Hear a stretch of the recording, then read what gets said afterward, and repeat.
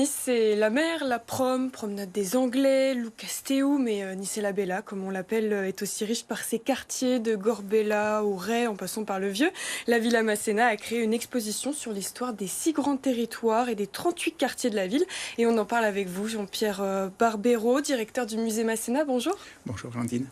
Alors, l'exposition s'appelle Nice, ma ville, mon quartier, et elle est à découvrir jusqu'au 2 mars. Et c'est pas seulement le côté carte postale, comme je viens de le dire, qui est mis en avant, mais c'est aussi l'âme de la ville, l'identité de ces quartiers vus d'en haut.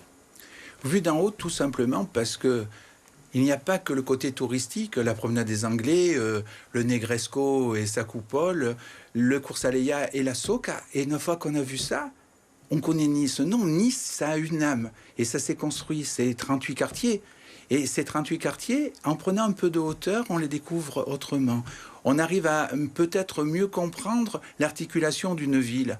Et comment, en fait, on était à 40 000 habitants en 1858, on est à 350 000 et 11, c'est les 11 qui sont importants, en 2025. Vous voyez qu'une ville, elle bouge, elle se construit. Et alors, justement, Patrick Modiano, prix Nobel de la littérature, évoquait la ville comme un lieu de souvenirs et d'émotions, où chaque rue, chaque bâtiment garde en lui des traces du passé. Et cette exposition, comme vous l'avez dit, nous invite à un voyage à travers le temps, puisqu'on voit que Nice a connu une transformation qui est assez spectaculaire en plus de 150 ans maintenant. Elle a énormément bougé, parce que bien que le feu soit arrivé il y a moins 400 000 ans, à Terra Mata, petit à petit, on a eu les Grecs, les Romains, tous ces quartiers qui bougent. Et puis, ce qui a été important, c'est l'arrivée des Anglais, 1760. Et on a petit à petit valorisé nos espaces, construit nos espaces, mis des règles pour ces lieux. Et lorsqu'on visite l'exposition, c'est pas c'était mieux avant, c'est pas hier, aujourd'hui. Parce que hier, aujourd'hui, on peut faire la place Masséna en 1910, 1950, 2000, 2023, et on dit ah oui, là ça a changé, la fontaine Apollon, elle a bougé de 2 mètres. À un moment donné, il y avait un palmier, puis après on a mis de l'eau, et puis elle était en plein milieu, puis elle a bougé. Non, cette ville, c'est pas des clichés. C'est des histoires humaines. C'est pour ça que lorsqu'on se promène à travers l'exposition, il y a près de 800 photos d'archives qui parlent de cette histoire, des hommes qui ont construit Nice. Et parmi ces photos, il y en a une célèbre quand même, celle de la place Masséna, qui était un parking en fait avant, et où le stationnement était à 2 francs. Ah, c'est toute l'histoire de la voiture, mais c'est lorsqu'on parle de la voiture, ça permet de mieux comprendre les évolutions des cités dortoirs, de tous ces quartiers. Vous prenez au départ la voiture. La voiture, elle n'arrive pas de suite, donc on est sur le tram. On a un tram hippomobile. Ça nous permet de nous relier, un tram qui bouge de partout. Puis l'arrivée de l'électricité. Et lorsqu'on a l'électricité, on se dit, bon, les chevaux, ça pollue, alors on va mettre un tram électrique. Puis, ce tram, il a un réseau important. Il va à Sospel, il va à Grasse. On le voit sur tout le département. Il sait grimper, notre tram. Il est costaud. Et puis, il y a la voiture qui arrive. La voiture, c'est génial. On va où on veut, quand on veut. On n'a plus de rails. La liberté. Et puis, un jour, on se dit, la voiture, ça pollue. Et alors, on met le tram électrique. Et en fait, c'est cette histoire qui bouge. Lorsqu'on crée un quartier, l'Ariane, c'est bien l'Ariane. Les années 60-70, la rivière des Pieds Noirs. Et là, on a besoin de déconstruction. On sait qu'on a une nouvelle population. Et on ne crée pas des cités dortoirs, on crée des cités au top, inaugurées par des ministres. Ils viennent inaugurer Las Planas, ils viennent inaugurer les Diables Bleus. Les architectes qui font ces immeubles sont au top. Mais il y a la voiture, Place Masséna, et puis ailleurs. Et là, on invente autre chose.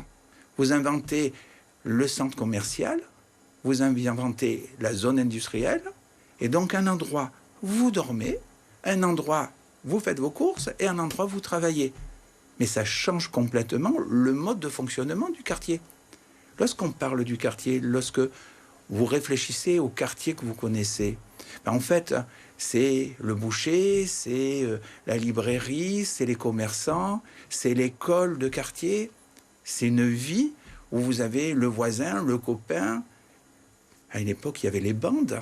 La bande de l'Ariane contre la bande de l'Esplanade, par exemple. Pourquoi pas?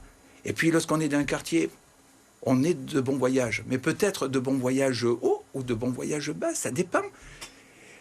La voiture, elle a modifié notre façon de faire. Donc, elle a modifié nos espaces. Et puis, aujourd'hui, on est dans une génération qui, petit à petit, supprime la voiture ou travaille différemment sur la voiture. Et donc, on retrouve le tram du 19e. On reveut de la mobilité douce. On reveut, à un moment donné, refaire des réseaux. Alors, cette voiture, qui est là sur la place Masséna, ou la place Masséna d'aujourd'hui, ben, à une époque, imaginez, on va imaginer l'époque où j'étais jeune, il y a bien longtemps. Et j'habitais rue de France. Et rue de France, la zone piétonne. La zone piétonne, c'était la route nationale 7. Et il y avait des voitures qui passaient, il y avait des bus qui passaient.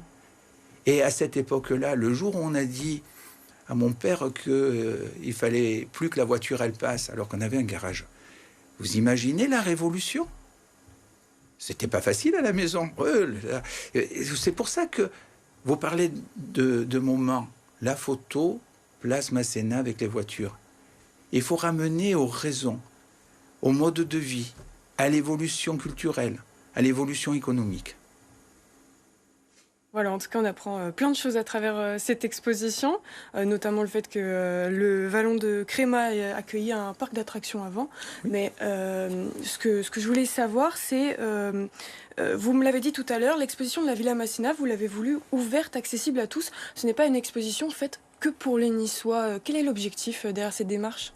En fait, connaître Nice, tout simplement. Se promener à Nice.